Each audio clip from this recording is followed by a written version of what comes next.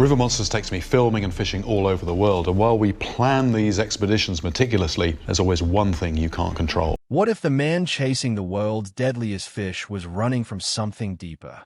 Jeremy Wade, the calm voice behind River Monsters, has pulled up creatures no one believed existed. But behind the daring expeditions and near-death encounters lies a story that fans have never fully seen. Was he ever truly safe in those remote waters? And what price did he pay for uncovering nature's dark secrets? This video reveals the sacrifices, the hidden losses, and the emotional toll behind Wade's global journey. Here's what really happened beneath the surface. The curious boy from Suffolk before he was reeling in Goliath catfish in remote corners of the planet. Jeremy Wade was just a quiet boy growing up near the peaceful River Stour in Suffolk, England. Born in 1956 in Ipswich, Jeremy's early life was far from wild or adventurous. But even in that calm English countryside, something was stirring inside him, a deep fascination with water and what lived beneath its surface. By the time he was 7, he was already sneaking down to the river with a simple rod and line, drawn more by curiosity than sport. His world was small, but his imagination ran deep. Jeremy's father was a vicar, and his upbringing was quiet, structured, and academic. But he wasn't drawn to theology. Instead, it was the mystery of the unknown, the creatures that lurked out of sight, the ripples in the current, the sudden pull on a line, that gripped his attention. The rivers and streams of England became his first classroom. He studied every twitch of the rod, every swirl of water, as if decoding messages from another world. And more than anything, he learned patience. Fishing didn't offer instant gratification. It taught him to observe, to wait, and to respect what he didn't yet understand. As a meld of inquisitiveness and discipline, it shone in Jeremy to concentrate more on science. He has gone to Bristol University and graduated from there in zoology. It was here, however, that he became more focused, not with fish, but on learning the importance of ecological balances within fresh waterways. There was no dream about celebrity status. He had no plans to become even a broadcaster. He merely wanted to know why these creatures were so elusive. After Bristol, he earned his postgraduate teaching certificate in biological sciences. While it was important, formal education was never enough. Jeremy felt that the true knowledge, that true mystery, lay far beyond the classroom, into barely mapped rivers, to fish few had ever seen. He had only begun his travels in 1982, realizing his first real journey far from England. He went to India on a shoestring budget. Not for tourism, obviously. Jeremy had heard stories about the giant fish in the rivers of the Himalayas. The masu, golden-scaled river predators that could grow as long as a man, was the most interesting thing to Jeremy. A gutsy decision, especially for someone without any funds, friends on site, or any assurance of success. But that was not what Jeremy was after. He sought answers.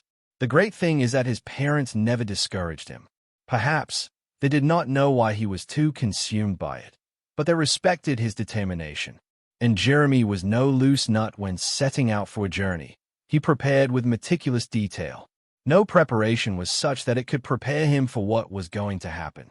That trip to India would begin as something scientific, but it ended as one of the most horrifying episodes of his life. His experience would be overshadowed by what had been laid during the early Suffolk rivers. But what happened in India would test more than just his patience. It tested his freedom. The arrest that nearly broke him in 1982, with nothing more than a fishing rod, a backpack, and a deep obsession for river monsters, Jeremy Wade landed in India. He was 26 years old, driven by stories of the legendary Himalayan masu, a river fish said to be as powerful as a freight train and as elusive as a ghost. For Jeremy, this wasn't just a fishing trip. It was a pilgrimage. But what he didn't know then was that this journey would nearly cost him everything: his freedom, his sanity, and possibly his life. At first, things were simple. Jeremy traveled by train and bus across northern India, following rivers that curled like veins through remote regions. He camped by banks, fished with locals, and recorded everything he saw. His goal wasn't just to catch the masu. He wanted to document its behavior, biology, and place in the ecosystem. But to many locals, a lone foreigner asking questions and spending long hours near rivers seemed suspicious, especially in the early 1980s, when political tensions and insurgent movements made remote areas heavily guarded. Then came the moment to change his life. In a remote village near the Indo-Nepal border, Jeremy found himself arrested by the local authorities. They accused him of being a spy. To them, his equipment, cameras, notebooks, strange devices, looked as much like tools for surveillance as they did for science. He did not speak the local dialect, and no one could verify his story. A stranger in an alien land, he suddenly found himself on suspicion of something he could not even imagine. Jeremy was arrested and interrogated for several hours. He tried to explain himself, tried to present his zoological research credentials and fishing logs, but it did not matter. The longer he explained, the more suspicious he seemed. He was held in a tiny cell with no guarantee of release. No embassy was contacted, and no lawyer was provided for him. Days blurred into nights, and the first stages of fear began to creep in. There have been very few public details on just how long he was held, but Jeremy later described it as one darkest periods he could think of. Not because he was beaten or tortured, but because of the helplessness, the uncertainty. He did not know if he would get out. And if he did, how? His mind was racing toward worst-case scenarios. Would his family back home even know of his whereabouts? Would anyone look for him? A stroke of luck interceded by the kindness of a local official eventually saved Jeremy's life. He had an officer who said he knew fishing, recognized the name Marceau, and believed his story. Jeremy was released, shaken but in one piece. He was a different person now. It was more than an arrest. It was a brush with the reality of being an outsider. And how quickly the world turns curiosity into a threat. And how much more vulnerable a person is outside his own known world. He didn't fish at all for days when he returned to the river. He just sat there in a spot in the same direction all day into the night, looking at the water and trying to pull his shattered self back together. The Marceau now slipped entirely from his thoughts, but that seemed quite unimportant. The only thing that counted right now was that he had survived. He later termed that arrest brutal awakening, a reminder that one need not be a good shot at the mark to keep the rattling dangers of life at bay. He made it out, but the trauma would follow him into even darker waters. Danger in the depths of the Amazon. Danger in the depths of the Amazon. Few places on Earth are as brutal and mysterious as the Amazon River. Spanning over 4,000 miles through thick jungle, it's not just home to rare wildlife. It's a living, breathing ecosystem of predators, disease, and natural chaos. For Jeremy Wade, the Amazon wasn't just a destination. It was an obsession. But his journey into its tangled heart nearly cost him his life, more than once. Jeremy's first major expedition into the Amazon basin came in the early 1990s. Still a relatively unknown biologist and angler at the time, he set out to explore the myth of man-eating fish, the kind whispered about by locals, creatures like the arapaima, red-bellied piranha, or even river stingrays with venom strong enough to cripple a man. He was determined to separate fact from folklore. But nothing could prepare him for what lay ahead. Their quest started from Brazil and quickly found them in Peru, where Jeremy was joining a team of local fishermen journeying into the interior jungle to target remote tributaries. They traveled by boat and machete cut through dense forest via land to reach their destination where they lived off the land. No hotels found, no cell towers for hundreds of miles, no hospitals at least for hundreds of miles. Every morning, the beauty of the landscape would be marred with realities from snake bites, jaguar presence, tropical storm activity, and unidentified waterborne parasites. Water for simple drinking was also an exhausting worry. But it was a pretty different danger one could never have guessed, by Jeremy's own body. After weeks of exposure to hot humidity, dirty water, and insufficient food, Jeremy fell ill from a nasty parasitic infection. The early symptoms, exhaustion and headache, quickly developed and led to vomiting, dizziness, and high fever. He later described it as being caged within one's body. He could neither walk without stumbling nor keep food inside him. He had to depend on locals who would literally guard him 24/7. There was no guarantee that he would heal.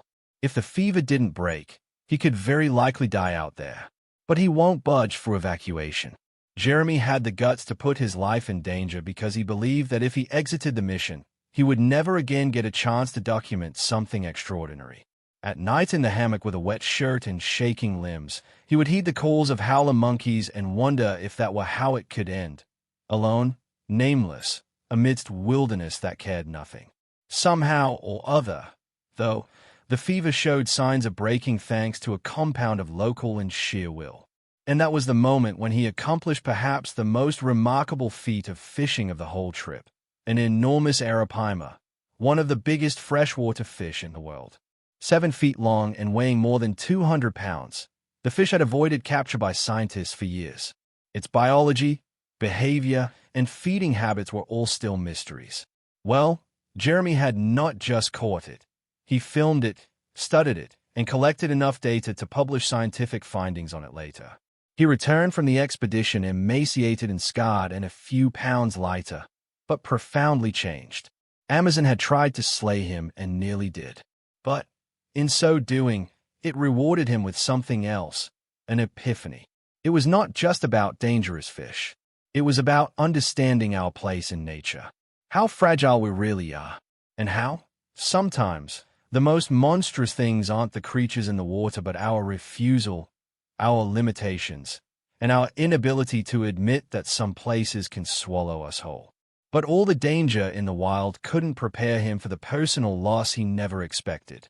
A private tragedy. Jeremy Wade has spent much of his life surrounded by danger.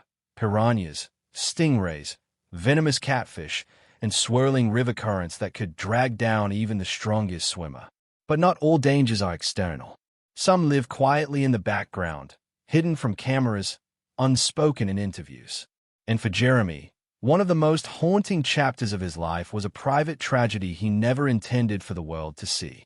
Jeremy Wade has always been known for his quiet, stoic nature. He's the kind of man who doesn't flinch at a shark circling his kayak or a crocodile lurking nearby. But fans noticed something changed in him around the time River Monsters entered its later seasons. The brightness in his eyes seemed a little dimmer. His narration became more reflective. The episodes felt heavier, not just in tone, but in emotion. Something was different, and it wasn't just about age or fatigue. Never openly, Jeremy stated all the details, whereas insiders from the production side and longtime friends have alluded to a loss that affected him, no matter the period, during the height of the show's success. As per the 2016 interview, Jeremy stated he stepped away from filming for personal reasons and exhaustion. As for the show's shootings, everyone had something different in mind. One other very close friend later revealed the fact that quite recently Jeremy had to face a loss of someone very dear, possibly either a longtime partner or an immediate family member. Everything in this is purposely vague for the time being. Jeremy has never made any announcement and has definitely never brought the subject into the show as a platform to share his grief. He has encapsulated this debilitating pain within himself and continued to tell very powerful stories on screen. The signs were there, however, if you cared to look closer. As time wore on, Jeremy's narration began to revolve more and more towards mortality, solitude, and the crushing weight of coming face to face with what lies ahead. He presented himself no longer as the unshakable adventurer, but reality caught up with him, and he transformed as a person coming to terms with the costs of life spent in pursuit of adventure. One particular episode, shot along the banks of one of the more isolated rivers in Southeast Asia, had him suddenly silent after a few moments into a monologue, waiting for longer than several seconds. He then walked alone into the other end of the jungle for almost an hour in his post-cam period. No one even bothered asking him where he went. In later days, he would jot down something about that trip in a shorter travel piece. "The river doesn't care about your sorrow," he wrote. "It just keeps flowing, swollen with silence." 9 words spoke more than anything a press release could ever say. The truth is that a life like Jeremy Wade's demands sacrifices that few choose to talk about. Travel after interminable travel, away from family for years on end. Missed holidays, missed goodbyes. Rumors claim that Jeremy had been in a serious relationship once, but it fizzled out because his unpredictable lifestyle was too much to bear. Some say the loss was more permanent, that someone died when he was filming on the other side of the world. Whatever the truth is, Jeremy never confirmed it. He never needed to. The loss was stamped into the silence, and in those few moments when he spoke of loss in relation to nature, when his voice faltered, and in the odd episodes where he allowed himself to go beyond mere curiosity into something resembling vulnerability, it was likely that tragedy stepped up Jeremy's relatability. He was no longer just one of the brave river cops. The man had undergone a private tragedy. He'd certainly peered into monsters that live underwater, but he'd also faced a different kind of agony that is hardly captured by any lens. And he still lives with it. He returned to rivers, to nature's zeal, to that incessant search into the unknown. He did not use pain as a reason to not seek everything that transcended mystery, meaning, healing, and deep introspection.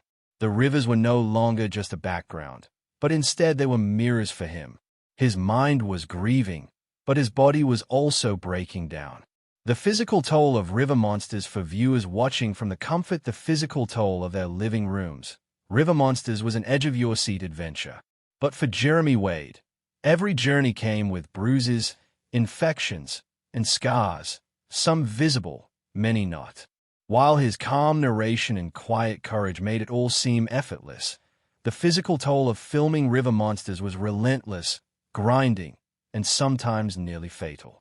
Jeremy Wade wasn't a 20-something stuntman. When the show first aired in 2009, he was already in his early 50s. Most men at that age are slowing down, easing into desk jobs or retirement.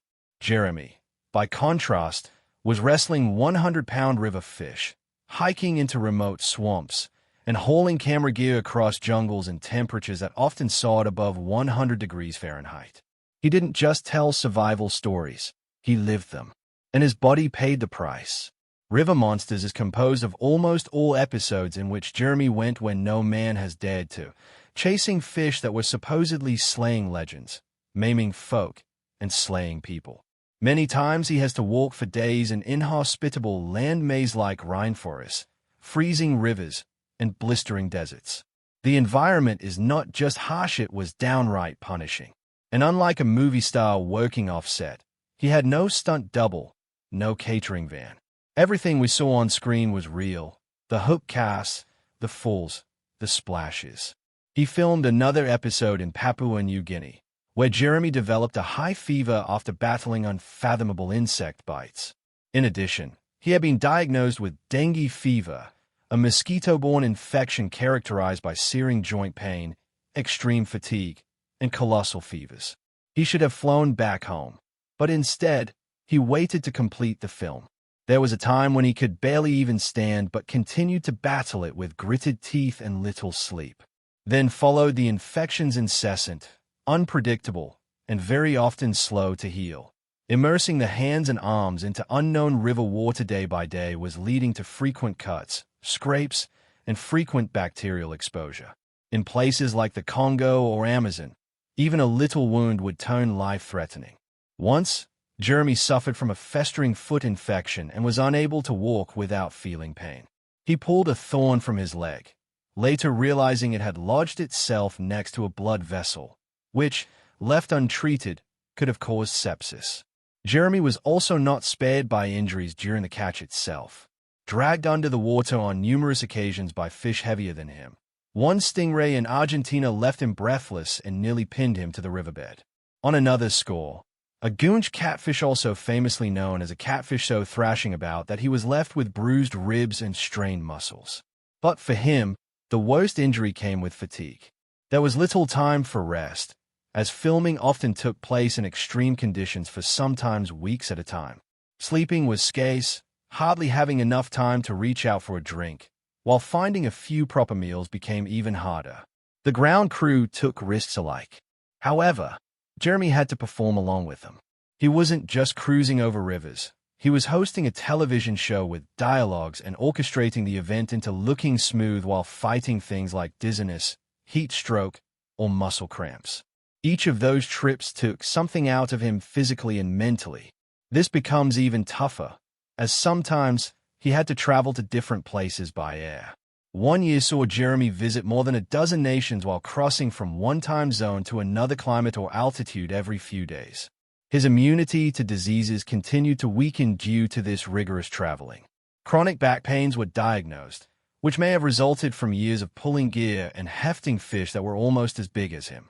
On some days, he admits he has given everything to just get out of bed and tie his boots. On camera, though, he rarely complains. Behind this curtain, however, it has meant building the shadow of an unspoken rhythm whereby the crew and Jeremy would have to stretch their limits. They would modify gear setups, reschedule shooting, or worse, they would postpone the filming because Mr. Jeremy was visibly suffering the consequences of a hard shoot. But Jeremy would never allow the show to reflect weakness. His philosophy was simple. If you commit to telling a story, see it through, even if it costs you something. He once told an interviewer, "If you don't come back from a trip with at least one scar, you probably didn't go far enough." This was not just bravado, it was experience. And those scars, both physical and emotional, shaped the man behind River Monsters.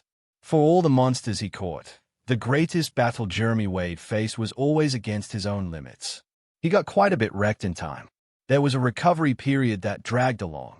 In the later seasons, sharp-eyed fans have seen that he was more cautious in his movements. But still strong miles showed. Jeremy had to eventually face up to the truth that even the toughest adventurer has a shelf life.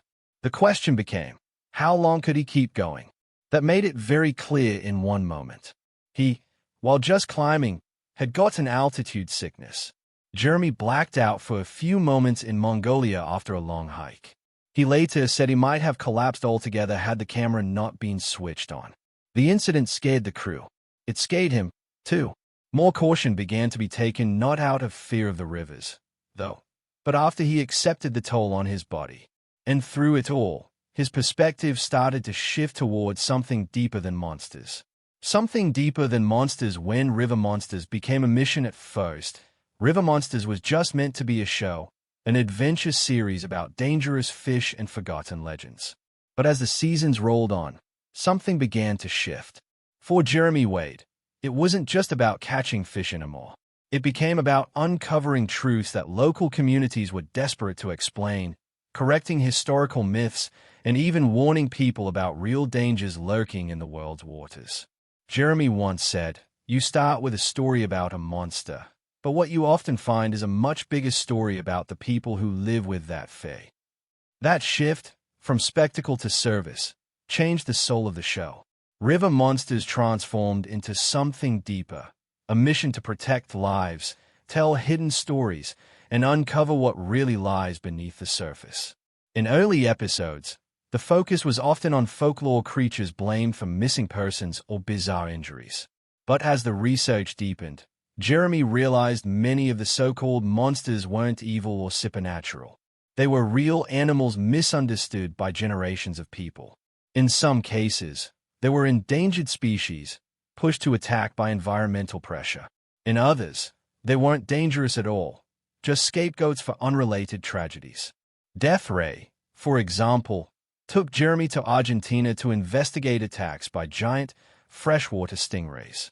Villagers living along the Parana River expressed concerns that their wounds and deaths in the water were causing their fate to be sealed as a result of a cascading spell of misfortune, which caused rumors of a deadly beast to spread throughout the area. Jeremy didn't just catch a big stingray, but he traced the apparently exaggerated form of attacks back to increased environmental pollution and illegal dumping. The fish didn't hunt humans, they reacted to a disturbed system. Such an event was a watershed moment. It was much more than a capture, for it became a trailhead. Environmental degradation, overfishing, and climate shift became recurring themes behind every monster tale, with minor actors giving them a different twist. Jeremy collaborated more closely with local scientists and conservationists. He began thinking about river safety, not just telling stories. And he realized for the first time how much this platform's power was available for education rather than entertainment. Like his predecessors and many modern scientists, this 54-year-old man was bent on Goliath tigerfish investigations far in the Congo, one of the fish most feared by men, some of whom regarded it as being cursed. There was some irony, then, that in trying to follow Goliath tigerfish investigations, Jeremy was confronted by villagers whose occupants feared the river. Most people were not able to swim, and drowning accidents among children would happen on occasions where they simply fell into the turbulent current. He then devoted some time to teaching rudimentary water safety in currents and, when feasible, distributing life jackets. Footage that rarely made it to the shows. On the other side of the camera, River Monsters went on some humanitarian missions. With the supplies residing in River Monsters, medical aid, water purification equipment, and basic fishing gear are intended for the challenged villages. In the remote portions of Asia, South America, and Africa, Jeremy's name was not simply a household name linked to TV fame. It represented aid and hope. But when the cameras stopped rolling, what kind of life was left behind? Life after the Monsters. Life after the Monsters. When River Monsters aired its final episode in 2017, it marked the end of an era. After 9 intense seasons, 50 episodes, and over a decade of travel across more than 30 countries, Jeremy Wade was stepping away from the show that made him a global icon. But while the cameras may have stopped rolling on monster hunts, Jeremy's life was far from quiet. The years that followed were not a retirement. They were a new chapter of purpose, reflection, and reinvention. Wade never saw River Monsters as a celebrity vehicle. The fame that came with it was unexpected and often uncomfortable. He once confessed that being recognized in airports or asked for selfies while shopping felt surreal. To him, it was always about the mission, not the spotlight. So when the show ended, he did not pursue spin-offs for attention. He wanted meaning, and he found it by stepping away from Monsters, but not from the water. Almost immediately after River Monsters, Wade returned with a new series, Jeremy Wade's Mighty Rivers. This time, the focus wasn't on dangerous creatures, but on endangered ecosystems.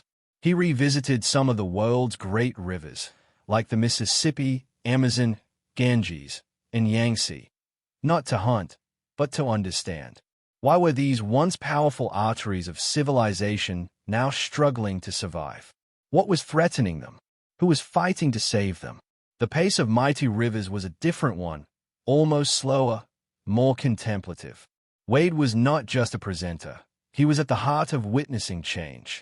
He would go on to interview scientists, fishermen, and local advocates to take into account the effects of neglect, such as pollution, overfishing, and other climate-related issues. The series brought to the fore that sometimes the scariest monsters are not things but the consequences of human abuse. And audiences responded. Mighty Rivers never created the same adrenaline-driven excitement as River Monsters, for it instead struck chords of responsibility and curiosity. Wade, entering his 60s, would transition effortlessly into a new role, part teacher, part conservationist, indeed, ever the explorer. In 2020, Wade was at it again with a follow-up show titled Dark Waters, centering on mysterious disappearances and unnatural sightings from an investigative perspective. He ventured from the disappearance of an entire U.S. submarine crew to lake monsters and toxic water events. The series incorporated science, folklore, and crime-solving. It proved that Wade's desire for all that is mysterious and truthful had evolved into something different. In the background, Wade returned to his academic roots. He formally obtained his degree in zoology from Bristol University and was once a biology teacher, making a name for himself through talks, essays, and public education. His books were to sell best: How to Think Like a Fish and River Monsters, true stories of the ones that didn't get away. He didn't merely tell stories. He expounded his philosophies, reflections on nature, and life lessons learned from rivers, failures, and solitude. Jeremy Wade's story is one of obsession, survival, and a silent endurance few could bear. If this story moved you, drop a comment below. What's one thing you've learned from Jeremy's journey? Don't forget to like, subscribe, and watch the next video on screen for more untold stories behind legendary lives.